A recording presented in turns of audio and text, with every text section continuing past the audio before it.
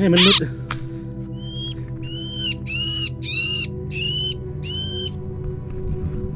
โอ้ตุลี่นี่เห็นป่ะโอ้นี่คือวิธีการหาอยู่หากินขออนุญาตเด้อทุกคนอนุญาตเนาะ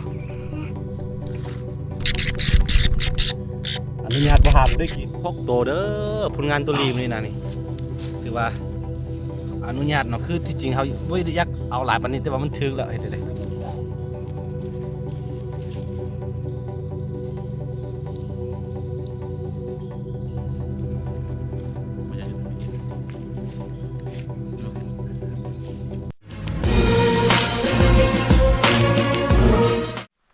สบายดีแล้วก็สวัสดีทุกคนยินดีต้อนรับเข้าสู่ช่องอาคาน้อยมื้อนี้เข้ามาภูเข้ามาปลาอีกแล้วเนาะมื้อนี้ก็สิมาหาอยู่หากินคือเก่าแต่ว่าเสาคู่บ่ได้มาเนื่องจากว่าเดือนนี้เสาคู่บ่ค่อยสบายนะบ่ค่อยสบายแล้วก็มากับร้านนี้ลูกสาวเขาตุลี่เนาะคือที่จริงตุลี่มีซักเป็นหลานเด้อแต่ว่าอยู่น้ำเฮาอ่ะนะเอาออกมาแต่มื้ออันเกิดออกมาก็ค่อยเป็นอุ้มเอาเนาะนี่เป็นลูกเขาแหละโอเคทุกคนตอนนี้สิไปอันใส่กับดักนกด้วยกาวติดหนูนี่แล้วก็สิซ่อนปลาน้ำคือที่จริงเขาไม่ได้มักซ่อนปลาแต่ว่าตุลีเพิ่นอยากซ่อนปลาก็เลยว่านี่เอาวิงมาตุลีเอาสวิงมานำ ไปเอาสวิงมานำเพิ่นสิซ่อนมาเนี่ยก็เลยมาโอเคเดี๋ยวถ้าได้นกเนาะติดนกติดได้กบได้ปูมันยังมาเขาก็สีเห็ดกินอยู่ป่านี่เลยพี่น้องเฮ้ยนี่วิถีชีวิตว่าหากูได้กิน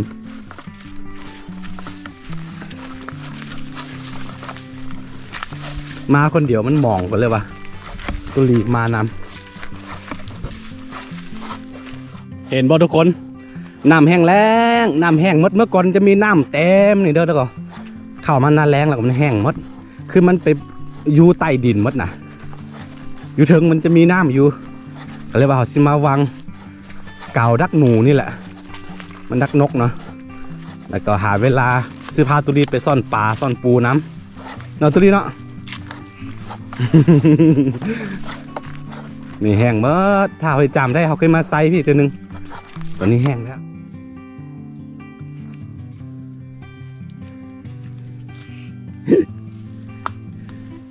คือเขาสิเดินตามลำธารในป่าเนาะ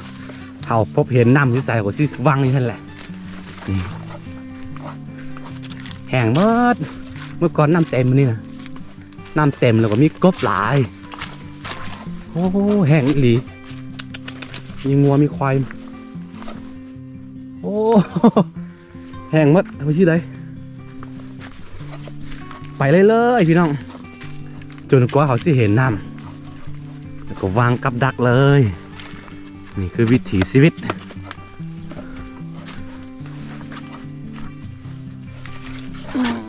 ทุกคนตอนนี้เขาเจอน้ำแล้วแต่ว่าบอลที่เขาสิบวังอันกาวดักหนูนี่เขาก็สิเอาตัวนี้อัดไว้เนาะอัดไว้เกือบว่าไปเขาล่อไปหาเป้าหมายที่เขาวางไว้โอเคตอนนี้ตากล้องมันเป็นตุลีเด้อ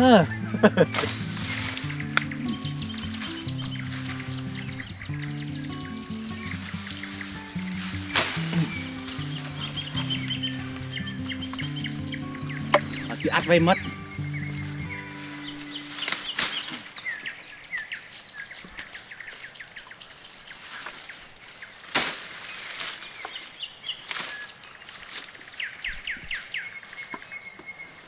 โอเคได้แล้วไปใส่พุ่นมาตุลีเอาอันนั้นขออนุญาตเด้อมือนี้มือกล้องบ่ปันใดเด้อ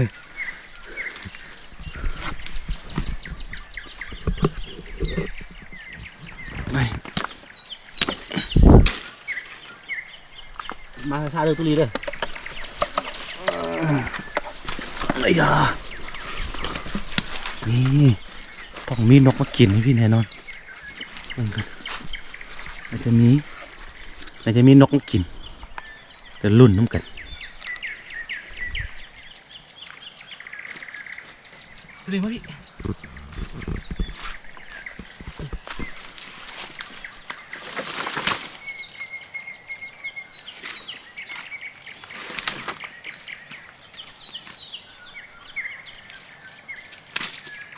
นี่เขาซื้อวางนี่พี่เลยทุกคนตัวนี้กุ้มมะให้กินเราเลยให้ก็บอกเขาเลยเอาก็บอกเขา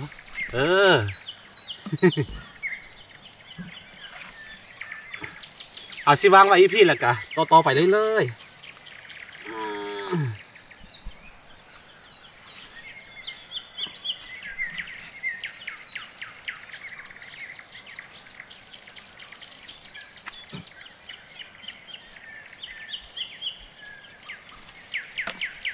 นี่ตอนนี้เราก็ได้วางกับดักเป็นที่เรียบร้อยแล้วเขาวางไว้ยุ่นนี่3 อันเนาะที่เหลือก็ซื้อวางไปเรื่อยๆตุลีถามว่าสิเฮ็ดหยังนี่สิเฮ็ดหยังบ่ได้บอกว่าตุลียังบ่ฮู้ภาษาลาวดีเถอะว่าเขามาวางนกนะ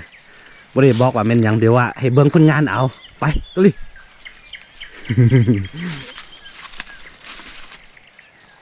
นี่วางนี่เอาไว้2 อันยังเหลือนี่2 บังนี่ตุลีจับบังนึงไอ้ตุลียังงงอยู่ ไป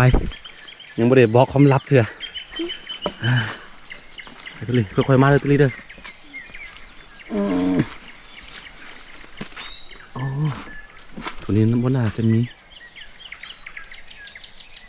มันจะมีกบเว้ยคือตอนนี้เขาสิวังสิหาบอลที่มีน้ำไปเรื่อยๆแล้วก็สิวังนี่กับนี่ตุลีไป 2 คน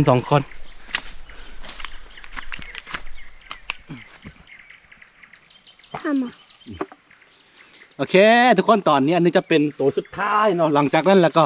เขาจะทีมไปประมาณ1 ชั่วโมงแล้วก็จึงกลับมายามเบิ่งว่ามันทึกบ่โอเคโอ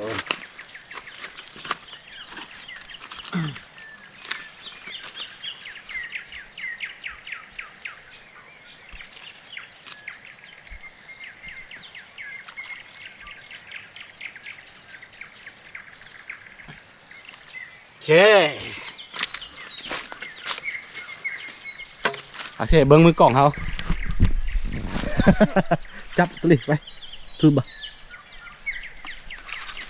นี่มือนี้มาฝึกตากล้องครับใส่อนาคตเดี๋ยวเจอกันทุกคนอีก1 ชั่วโมงทุกคน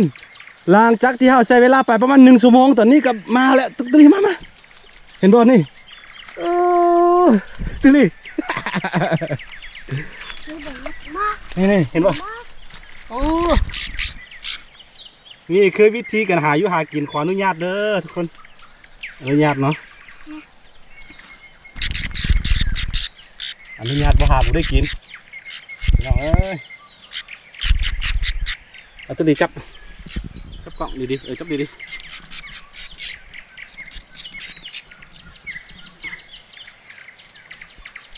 โอ้นี่ได้3 ตัวตุลีเห็นป่ะเห็น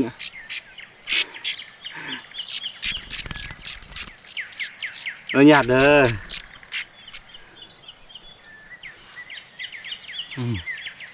โอ้ตุลีพุ่นโอ้ตุลีไปตุลีเห็นป่ะโอ้มันลุดตัวใหญ่สุดโอ้ยถึงบอกว่าบินไปตัวนึงแล้วมันลุดนี่เพื่อนนี่เห็นป่ะตุลีไปตุลีอุ้ยจุดถนน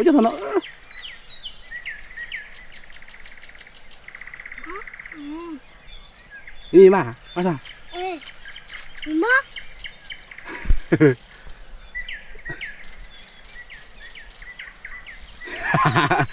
ตุลีนับเพิ่งจากตัวนี่คือเขาวางไว้นี่ตัวนี้ครับตัวเทิงพุ่นเนาะได้ประมาณจากตัวตุลีอันแม่มวยนับเบิ่ง1 2 3 4 5 6 7 ตัวเด้อทุกคนเด้อ8 ตัวน้อยๆเนาะอนุญาตเด้อมือนี่พานางเอกหน่อยเฮามาตุลีไป ผมก็ไม่ได้มัดคือเขาไปยามบอลนึงได้7 ตัวเลย8 ตัวเลยตอนนี้ตุลีหิวข้าวแล้วเอาสิพาตุลีไปแตงกินแล้วก็ไปยามกับดักของเขาพร้อมเลยยามไปเราขึ้นไปแตงกินอยู่เทิงพุ่นตุลียางลำลัง ง่ายแล้วจ้ะนี่ทุกคนตุลีหิวข้าวแห้งวิถีชีวิตพี่น้องเอ้ยเนาะจะดราม่ากันเด้อตัวนี้บ่ทึกตุลีเอ้ยนี่บ่ทึก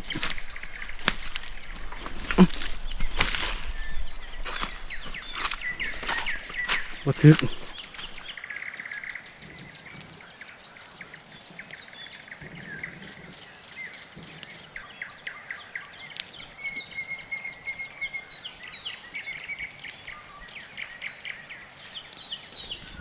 นี่ตอนนี้เขาก็ก่อไฟเป็นที่เรียบร้อยแล้วต่อไปก็สิย่าง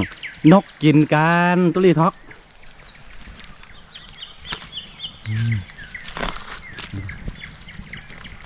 นี่นะดิโอเคตอนนี้เขาก็สิย่างนกกันรู้สึกว่าหิวแฮงโมเมนต์ตุลีเขาก็หิวแล้ว โอเคเดี๋ยวก่อนบ่มีตากล้องก็จะลำบากเลยนึงหน่อยพอด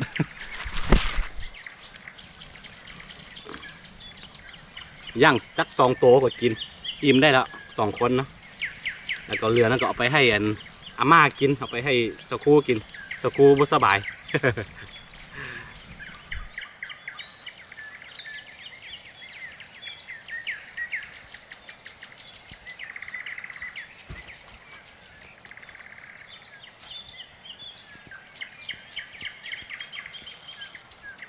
ทุกคนหลังจากที่ผ่านไปประมาณ10 นาทีอาหารของเราก็สุกแล้วตุลีบอกว่าหิวแห้งแล้ว ตุลีเห็นบ่หอมกินทำกลางใส่น้ำปลาไม้พี่น้องเอ้ยนี่แปลว่าเป็นกันมาพักผ่อนบรรยากาศแล้วก็นี่เพลินนี่ยักซ่อนเนาะคือให้ไปน้ำแม่หนะพอดีช่วงนี้เซ็งแล้วก็แม่เพิ่นไปแล้วก็จำเป็นต้องได้เอาเพิ่นมาน้ำกินข้าวกันหอมอดชั่วเลยโอเคพี่น้องเอ้ยกินข้าวออกก็ดิออกหิวข้าวแล้ว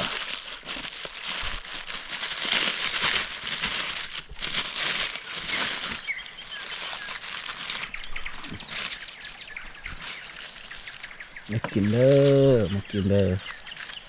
อนุญาตเด้อกินไปดิเอาพี่จะพึ่งหิวข้าวแห้งแล้วตัวนี้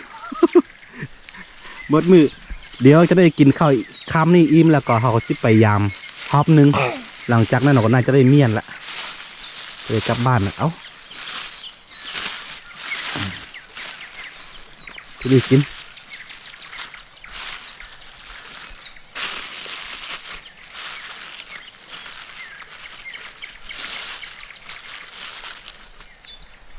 เลย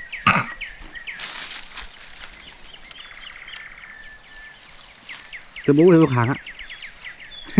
ขมอ่ะตะเบียมันกินใส่ขมมันโอเคกินข้าวกันนะพี่น้องเด้อ2 คน2 พ่อลูก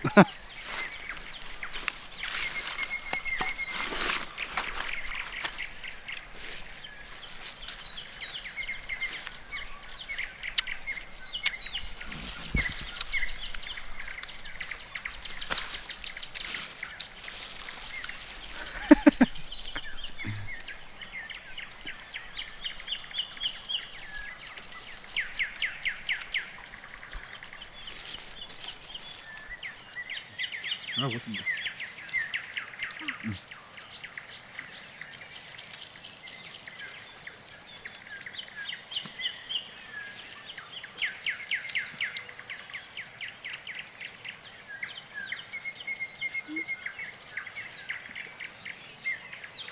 มันจะมีคนเยอะอย่างนั้นเลย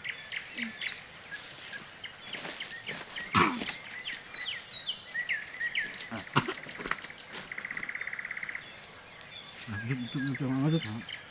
นี่เกิดที่สุด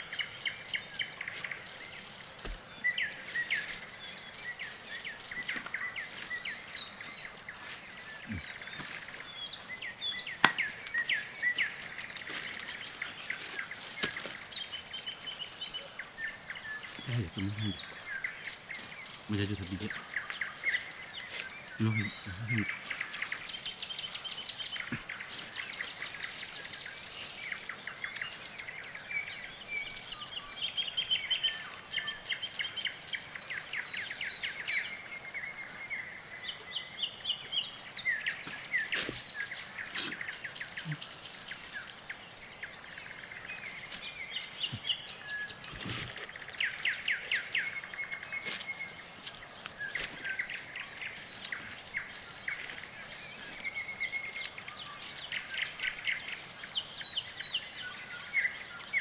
ห้างเดี๋ยว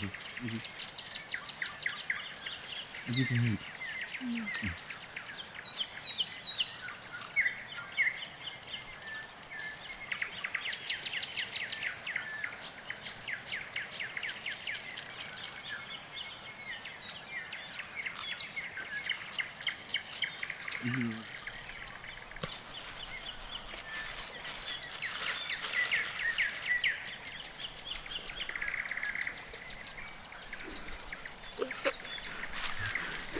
เห็นบอกสร้อยคอนี่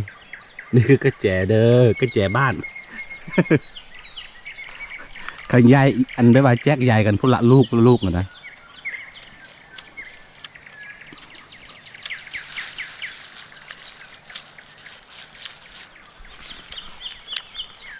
ตุลีกิน2 โต๊ะ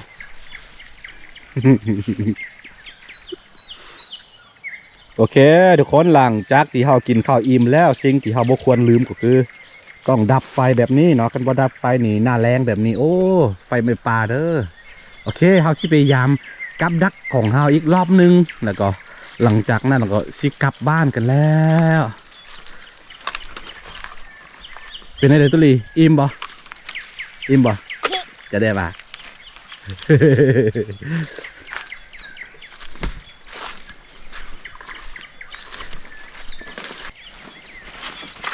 นี่ทึกตัวหนึ่ง ตุลีเห็นป่ะนี่มาดูมา ทึกตัวหนึ่งอนุญาตเด้อเอาออกเด้อ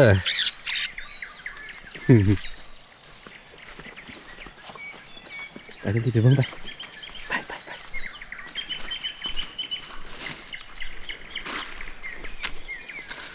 จุดนี้มันลงมากิน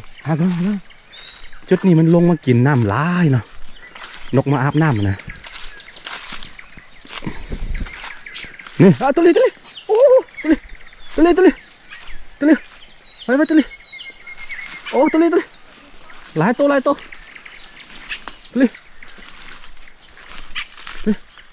ุลีไปพูดอีกตัวนึง2 ตัวตุลีโอ้มันรุดปักลายตัวมันรุด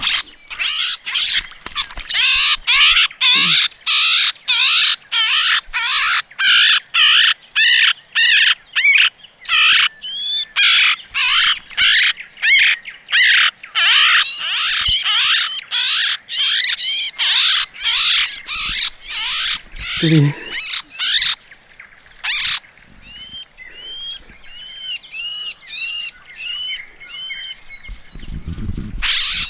คือบางทีเขาก็เห็นใจคือกันใช่ปะบ่หาก็บ่ได้กินพี่น้องเอ้ยโอ้ถือว่ามือนี้หมานพอสมควรเนาะนอนมานี่เจ้าตัวน้อยมาน้ำแล้วก็หมาน หมานพอสมควรโอ้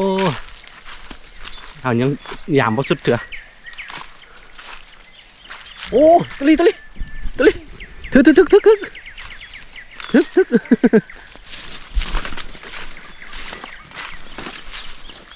โอ้ทึกตัวนึงตุลีทึกตัวนึง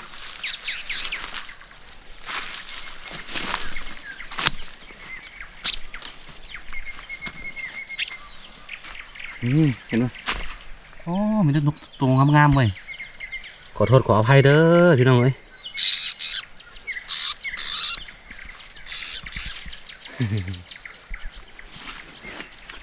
ตุลีค่อยๆไปโอ้นกนี่นกเขาเขียวนกเขาเขียวมันรุดเอาปลาเลยก็ทึกอ่ะโอ้มือนี้มาน นี่เสียงนกห้องเฮ้ยโอ้เฮ้ย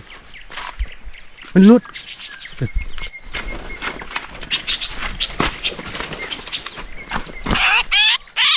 นี่มันรุดมันรุด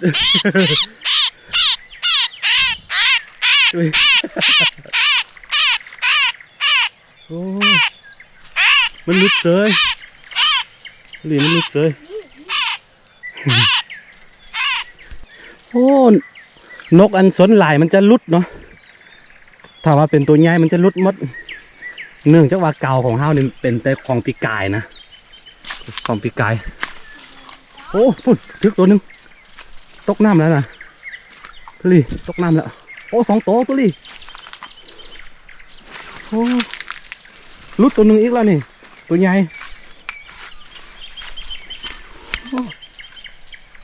ตายแล้วตัวนี้ตกได้น้ำนั่นตัวหนึ่งตัวน้อยโอ้นี่มีกบนี่เห็นตัวไข่กบหลายสุดนี่เห็นบ้างไหมฮัลโหลมีกบหลายสุดรุดตัวหนึ่งอาจิมมัวอาจิมเนาะโอ้ส่วนหลายถ้าเป็นตัวใหญ่มันจะรุดมาเลยรุดแล้วก็แต่ว่ามันบินมาได้ละเพราะว่าขนอันปีกของมันเนี่ยออกมัดเลยเด้มันก็จะยูเถิดๆนี่แหละขนาดซอกนะ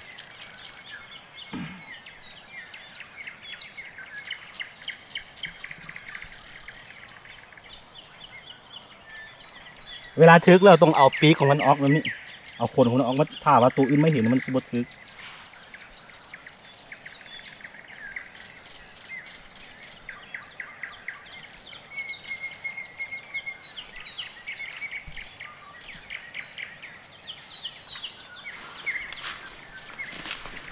นี่ให้พี่ตัวนึงตัวนี้ดูกันว่าตัวน้อย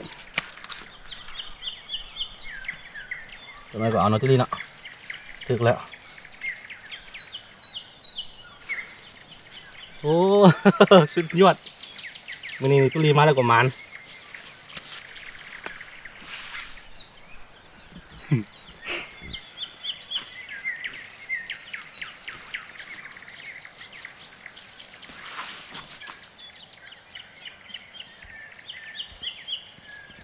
ตุลีจับ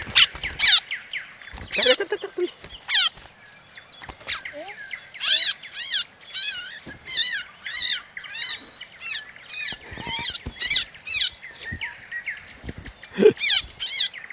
อนุญาตเด้อพี่น้องเลย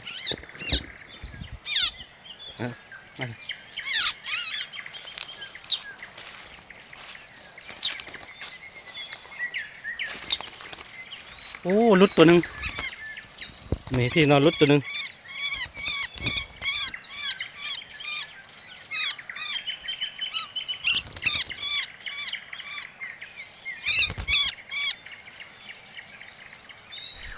ทางลำบากต้องได้เจียแบบนี้ โอ้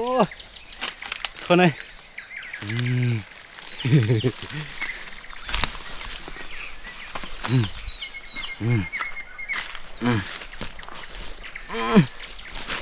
นี่เหรอเดี๋ยวตัวนี้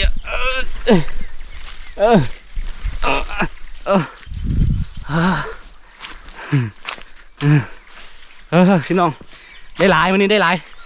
ได้ทั้งกบได้ทั้งนกเด้อมื้อนี้เด้อแต่ว่าเขาบ่ได้ต่อคลิปเดียวกันเฮ็ด2 คลิปโอเคทุกคนตอนนี้เราสิกลับบ้านแล้วเราสิเบิ่งผลงานกันดักนกของเราคือว่าตุลีนับอันนี้2 ตัวแล้วตุลี 2 ตัวแล้วตุลีมาแล้วก็มานมื้อนี้3 4 5 6 7 8 9 10 11 12มันละเลย13 14 15 16โอ้ยตัวนี้ตัวนี้ไป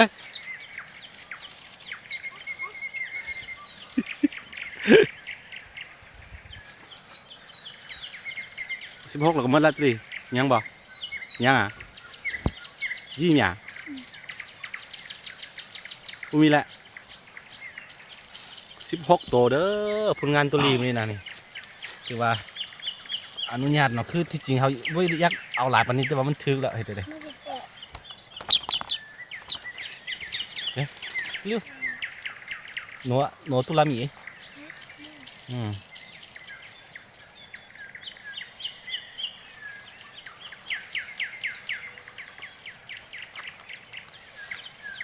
นี่แหละทุกคน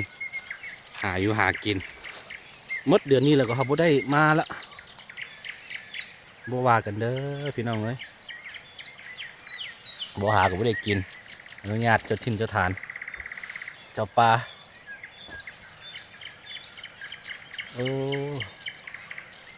ตัวนี้3 ตัว3 ตัวนี่ก็พอกินละตัวใหญ่3 ตัวอ๋อ16 ตัว19 ตัวทั้งหมดเนาะเขากิน3 ตัวเดี๋ยวไปให้อาม่ากับตุลีแบ่งกัน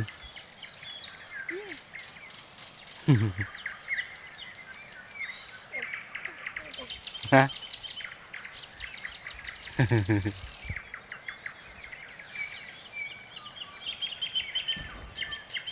โอเคทุกคนถือว่ามือนี้หมานพอสมควรเนอนย้อนว่านี่นางตุลีมาน้ำก็เรียกว่าหมานเนาะเพิ่นเรียกว่าฝ่าเพิ่นประทานให้ถือว่าบ่ว่ากันเนาะให้มองว่ามันเป็นวิถีชีวิตเนาะแต่ว่ามันก็ขึ้นกับมุมมองของแต่ละคนเด้อบางทีถ้าเจ้าอยู่ในเมืองใหญ่อยู่ในห้องแอร์มันก็มุมมองที่เจ้ามองมาที่เฮามันก็จะแตกต่างกันไปแต่ว่าถ้าพวกเจ้ามาอยู่จุดนี้แล้วเบิ่งมันก็หาจะเข้าใจเนาะอันนี่ก็แล้วแต่จะคิดแล้วแต่มุมมองของแต่ละคนเนาะแต่ว่าเฮาบ่หาบ่ได้กินก็หวังว่า FC สิเข้าใจกันเนาะวันนี้มีหลานมานำแล้วก็เอาประมาณ10ปลายโตโอเคขอบใจทุกคนที่ติดตามเนาะแล้วก็อย่าลืมติดตามคลิปต่อๆไปเด้อสบายดีสบายดี สวัสดี Mm-hmm.